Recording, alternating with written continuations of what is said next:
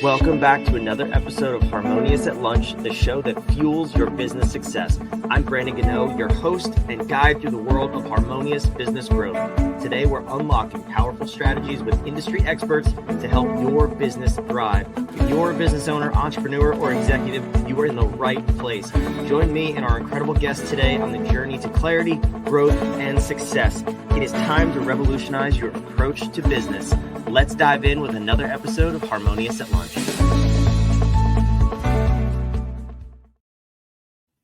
Hey, welcome back into another episode of Harmonious at Lunch. I am trying something new this week, and we'll see if it sticks. Leave your comments down below or shoot me a message. I'd love to hear what you think about this, but I wanted to switch the format a little bit and do not a solo episode, but an episode just recapping the past week. So I have the episodes from last week ready to go over super quick. Stephen Perry, Shahar Boyayin, Devin Gonzalez, and Brendan Lee. We covered a variety of topics over the first 4 days of last week. And I figured, hey, let's do a weekly recap on that's released on Fridays for two reasons. One, because the episodes are short and my takeaways may differ from your takeaways. And I also get to talk to the guests behind the scenes.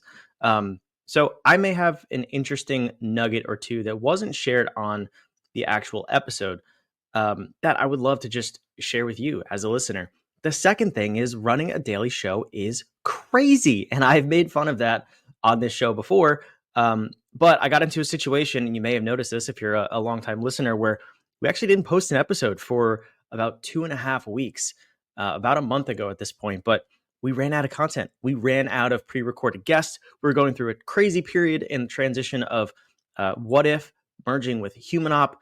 More on that in a later episode. But I just ran out of time to record episodes with guests, and I still want to produce daily content. So this allows me to end the week on a high note, recapping what you've heard. Hopefully it jogs your memory and says, oh yeah, maybe I want to go back and either re-listen or re-download something a guest provided. But it also kind of gives me a chance to buffer and keep content coming out that's hopefully valuable. That's my first and really only goal with this show is provide valuable content. But make sure we don't get into a rut of missing long periods of time like that again. So I appreciate you sticking with us through that little gap a couple of weeks ago. But moving forward, like I said, we're going to just try this out and see what happens. So let's see how this goes. Let's dive in first with Stephen Perry, the episode that was released on Monday. This is the episode cover. If you're going on YouTube, if you're watching this, you don't need to stare at my face for this recap. But here's the episode cover on YouTube. Stephen was awesome. We talked all about his journey from being an employee, a very highly paid employee, all the way through starting his own business, taking that leap, basically giving up his salary and just trusting. And he has an incredible faith background too. So he just trusted God and said, this is what I'm called to do, believed in it, and put everything into it. I think his story was incredible. He's got his own capacity model that he kind of uses as a guide for what he's able to do in his life and his business. But this idea that he harped on in this episode was his goal of recruiting talent to replace himself. And I think that's something that I've heard from guests across the 350 plus episodes that we've recorded and aired for this podcast is the ones who truly succeed as entrepreneurs proactively try to replace themselves. They do not want to be stuck in their role for any extended period of time, whether that's just starting their business and they're the only employee, all the way up to people who have hundreds, if not thousands of employees. They want to get out of whatever role they're in as quickly as possible to be more of the business owner rather than just an employee of the business. Even if you are the CEO, that is still a necessary role in the business.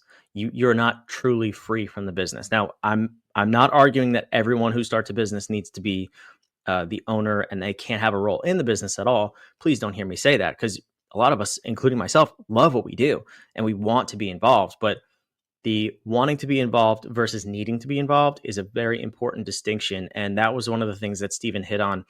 He loves what he does. And he's so passionate about it. You can hear it in the way that that he talks about his business and the evolution of it. But he understands that in order to grow it, in order to scale, in order to reach more people as clients and impact more lives for his employees too, he needs to proactively be working on getting out of the way of the business so that he can empower others to run the business. I thought that was just a really, really cool mindset and worth reiterating because, like I said, a number of guests have said that on this show, but he really had it dialed in to get out of the way of his business. And I actually realized I just made a mistake. That is not the cover. This is the cover, Beyond Comfort Zone. And that's the whole thing. That's his whole message is get outside your comfort zone, build outside of yourself for a business that can truly scale. Second episode that was released last week was from Shahar Boyayin, and I apologize if I'm butchering her name. She was an incredible guest. She had, if you watch the video, she had super fun colored hair, shirt, and background. It was awesome. It was great to get to know her too. But we talked about all about AI, using technology in your business, and really streamlining AI so that it can work for you, and it's not just this funky, cool tool that every now and then you use in your business. She talked about using it for enhancing customer service, streamlining your business ops, and most importantly, handling repetitive tasks in your business. I have to say, the number of people who aren't fully leveraging AI in their business, especially as the business owner or entrepreneur, continues to blow my mind. I talk to people all the time. I talk to guests on this show, and it's not that they're afraid of AI, but they can't fully comprehend the extent to which they can use it. And I mean, to some degree, I'm guilty of that too. But what I loved about Shahar is she broke it down, made it simple, and we talked about the mistakes that people make and how to avoid those mistakes. If you start shifting your mindset to every time you're doing something, ask, is there a way AI could do this for me where it's not a huge learning curve, or maybe somebody else in your company can do it, but can I start to automate some of this stuff with AI, or can I shorten the amount of time it takes me or somebody else to do this task? That mindset has transformed the way I get my work done every single day. And I find myself being like done, quote unquote, with my work after just a couple hours a day. But it's enabled me to increase my capacity, be way more productive, and just more efficient overall, which is of course the goal. We don't want to drain ourselves of energy and the time that we have available. We can go put that time into something else, into building a different part of our business, into delegating better, or creating more SOPs. Let's go back to what Steven said, working yourself out of a job. If you can systematize with AI and leverage it to get things done, you can get out of that role even quicker. And who knows, maybe even automate some of these roles so they don't require a human being at all, or they just require very little human interaction. Not that I'm all for replacing people and replacing jobs, replacing income, but if we can use people for more of the things that only human beings can do, everybody's happier. You have a better culture, you have a better workplace, you have happier people, and I think it's just a win-win overall. Now, we'll talk about this cover, The Right Mindset, which I put up before by accident, so I apologize again for that. But Devin Gonzalez. Devin was really, really cool to meet him. He's an awesome guest. He's building a different kind of gym, which we talked about this on the episode. The gym industry is so oversaturated. I honestly don't know how anybody really makes it in that market, because I mean, at least for me, I'm in the Raleigh area of North Carolina. There's a gym in every strip mall. There's one on every corner. I mean, it's crazy. And this is, I've seen that across the country as I travel. There's all these different brands and feels and formats for gyms. You have the Orange Theories of the world and the Planet Fitnesses and LA Fitness, 24-hour fitness, everything in between.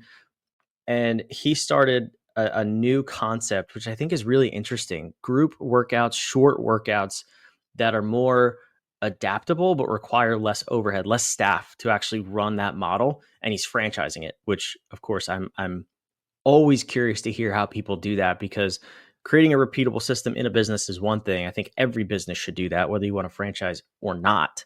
But to do that and actually pursue franchising, I have a background in that. I pursued franchising in my last business before I unpursued that route based on some core value mismatches, we'll say, with the company I was working with. But Devin has gone through with it. He's got a couple of locations sold, and they're in the process of setting up.